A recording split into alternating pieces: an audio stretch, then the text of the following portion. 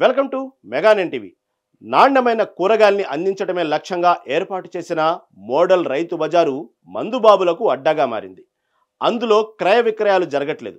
సాయంత్రం వేళల్లో అసాంఘిక కార్యకలాపాలకు వేదిక అవుతుందన్న ఆరోపణలు ఉన్నాయి.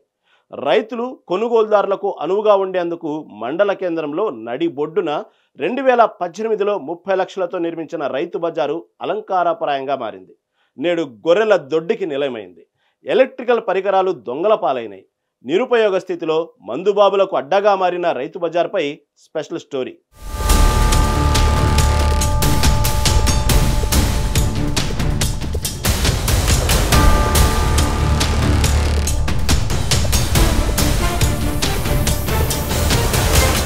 సిద్దిపేట జిల్లా చిన్నకోడూరు గ్రామంలో రైతులు పండించిన పంటల ద్వారా వచ్చిన ఆదాయం వ్యవసాయ మార్కెట్ కమిటీకి సమకూరిన నిధులతో మార్కెట్ను నిర్మించారు. కూరగాయలతో పాటు మాంసాన్ని విక్రయించేందుకు మొదట చర్యలు బాగానే తీసుకున్నారు. కానీ మార్కెట్లో సరైన వస్తువులు ఏర్పాటు చేయకపోవడంతో వ్యాపారస్తులు ఒక్కొక్కరు గతంలో లాగానే రోడ్డుపైన విక్రయాలు జరుపుతున్నారు.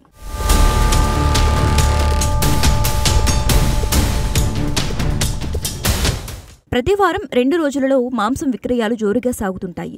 ఏదైనా పండుగలొస్తే మాంసాన్ని కొనేందుకు మండల కేంద్రాలతో పాటు చుట్టుపక్కల గ్రామాల ప్రజలు చిన్నకోడూరుకే వస్తుంటారు. దీంతో వాహనాల పార్కింగ్ సౌకర్యం లేక ప్రజలు ఇబ్బందులు పడాల్సిన పరిస్థితి నెలకొంది. చుట్టుపక్కల గ్రామాల ప్రజలు పండించిన కూరగాయలను అమ్ముకునేందుకు ఇబ్బంది పడాల్సిన పరిస్థితి నెలకొంది. అందరికీ అనువుగా ఉండేందుకు ఏర్పాటు చేసిన మార్కెట్ను ఎవరూ పట్టించుకోకపోవడంతో అది కాస్త అసాంఘిక కార్యకలాపాలకు అడ్డాగా మారింది.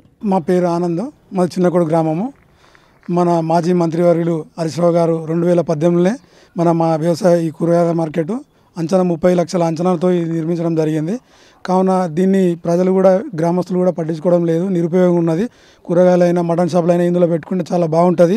ప్రజలకు కూడా ఇబ్బంది కాదు, బయట కూడా ఇబ్బంది కాకుండా ఉంటుంది. అలాగే ఇప్పుడు రోడ్లపైన కూడా మటన్ షాపులైనా చికెన్ షాపులైనా ఎక్కడ పడితే అక్కడ అవన్నీ వేస్టేజ్ కూడా పారేయడం జరుగుతుంది. దీనివల్ల కుక్కల పెడత కూడా చాలా ఉన్నది. అలాగే వచ్చే వాళ్ళకు మన ఆఫీస్ వాళ్ళకు ఎంఆర్ ఆఫీస్ పిల్లలకి స్కూల్ పిల్లలకు కూడా చాలా ఇబ్బందికరంగా మారింది. దయచేసి కూడా ప్రజలకు గ్రామస్తులకు కూడా నేను తెలియజేస్తున్నాను, ఏమన్నా ఈ రైతు బజార్ను వాడుకుంటే కూడా మనకు మంచిగా ఉంటుంది, మేలు ఉంటుంది అని చెప్పేసి నేను కోరుతా ఉన్నాను.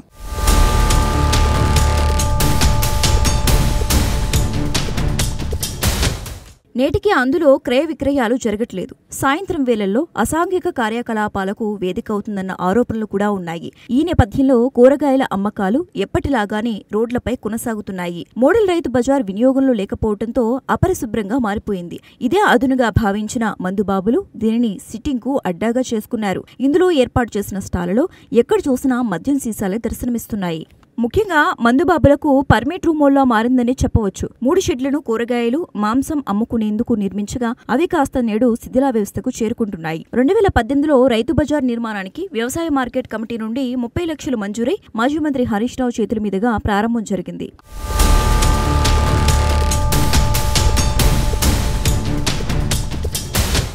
మార్కెట్ను ఐఎంసీ అధికారులు ప్రజాప్రతినిధులు పట్టించుకోకపోవడంతో కూరగాయల బండ్లు, నాన్ వెజ్ సెంటర్లు రోడ్డుపైకి చేరాయి.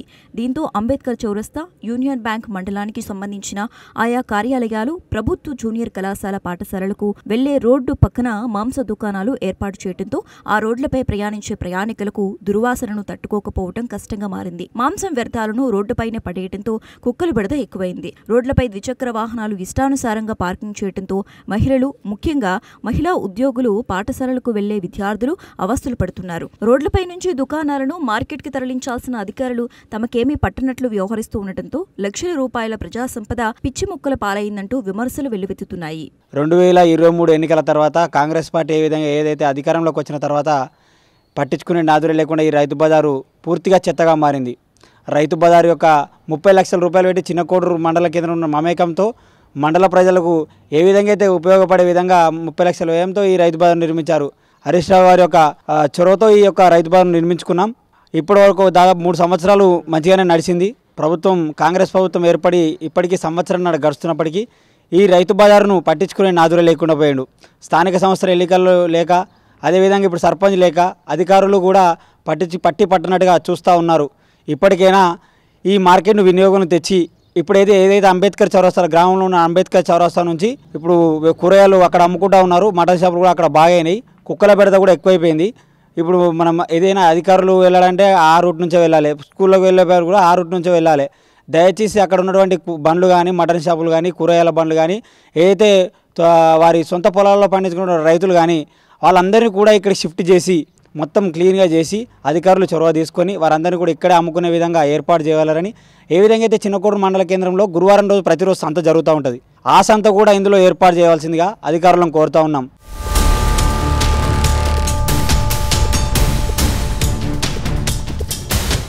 ఇప్పటికైనా అధికారులు స్పందించి గ్రామాల్లో జరిగే సంతను రైతు బజార్లో జరిగేటట్లుగా ప్రత్యేక చొరవ తీసుకుని ప్రజల కోసం నిర్మించిన మార్కెట్ను వినియోగంలోకి తీసుకురావాలని కోరుకుందాం.